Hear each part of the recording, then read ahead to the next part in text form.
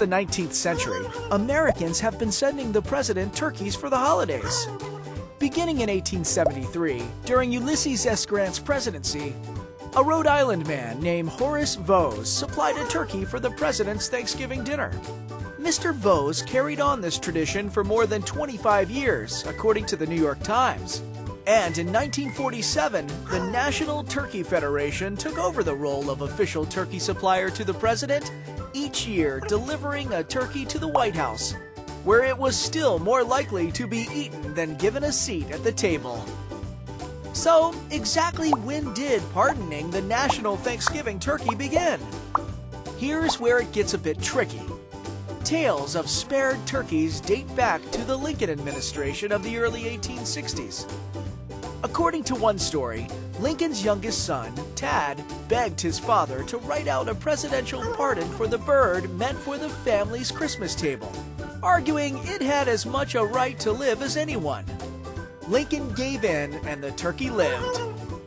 In 1963, President Kennedy decided to send that year's gift from the National Turkey Federation back to the farm where it came from. "We'll just let this one grow," he said. Sometime around the Nixon administration, the president began sending the turkey to a petting farm near Washington after holding the traditional receiving ceremony and photo opportunity, although no formal pardon was given. In 1989, President George H.W. Bush was the first to make things official. He announced that year's bird had been granted a presidential pardon as of right now. He sent the turkey on his way to the ironically named Frying Pan Park in Herndon, Virginia, and with that, a tradition was born. Each year, 2 turkeys travel to Washington and are pardoned. Since 2010, the pardoned turkeys have been sent to Mount Vernon, the estate and home of our first president and his wife, George and Martha Washington, to live out the rest of their days roaming the grounds. Interestingly, from 2005 to 2009, the turkeys were sent to either Disneyland in Anaheim, California, or Disney World in Orlando, Florida, to serve as honorary grand marshals of the theme park's Thanksgiving Day Parade, where they were called the happiest turkeys on Earth.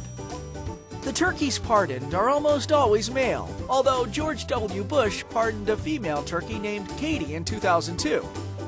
Some of the turkeys pardoned in recent years have been named Stars and Stripes, 2003, Biscuits and Gravy, 2004, Marshmallow and Yam, 2005, Flyer and Fryer, 2006, May and Flower, 2007, Courage and Carolina, 2009, Apple and Cider, 2010, and Liberty and Peace, 2011.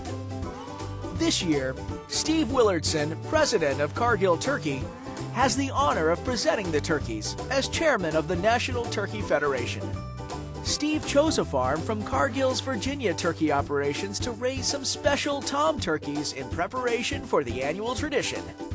On July 13, 2012, 40 tom turkeys were hatched and taken to the farm. The birds will eat the same foods that Cargill's regular turkeys eat, mostly corn and soy.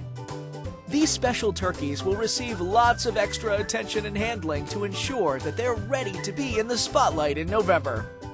This means Cargill will work to get the birds ready for all the flash photography, extra handling, and even their moment to step up to the chief.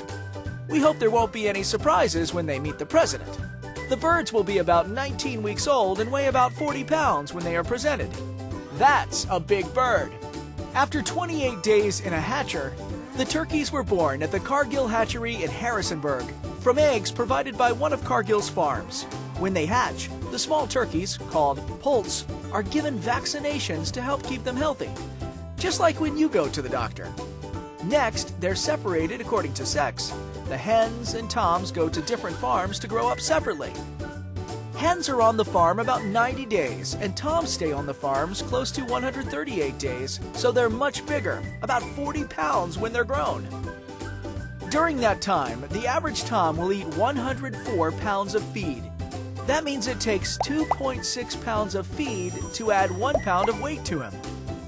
For comparison, if this was the same for humans, if you ate only meat, you would need to eat 3.5 pounds of meat to gain 1 pound of weight, and if you only ate grass, it would take a whopping 6 pounds.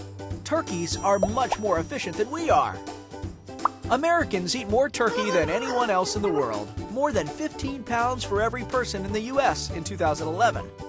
The first meal our astronauts ate on the moon in 1969 was roasted turkey with all the trimmings. Now that's tradition. Turkeys have about 3,500 feathers when they mature, and it's rumored that Big Bird on Sesame Street uses turkey feathers for his outfit. Some other fun facts about turkeys are that only tom turkeys gobble. Hen turkeys make a clicking noise. Turkeys are the only breed of poultry native to the Western Hemisphere. Domesticated turkeys cannot fly. Wild turkeys, however, can fly for short distances at speeds up to 55 miles per hour. They can also reach speeds of 25 miles per hour on the ground.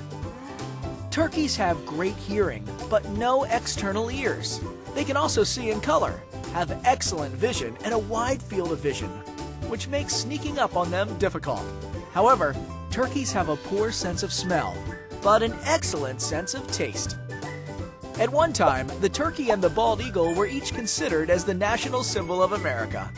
Benjamin Franklin was one of those who argued passionately on behalf of the turkey. Franklin felt the turkey, although vain and silly, was a better choice than the bald eagle, which he felt was a coward. So as you can see, turkeys have been a part of our American history for a very long time and have earned their annual pardon from the president. Don't forget to watch the beautiful ceremony in the Rose Garden at the White House, or you could miss your chance of seeing the happiest turkeys on Earth.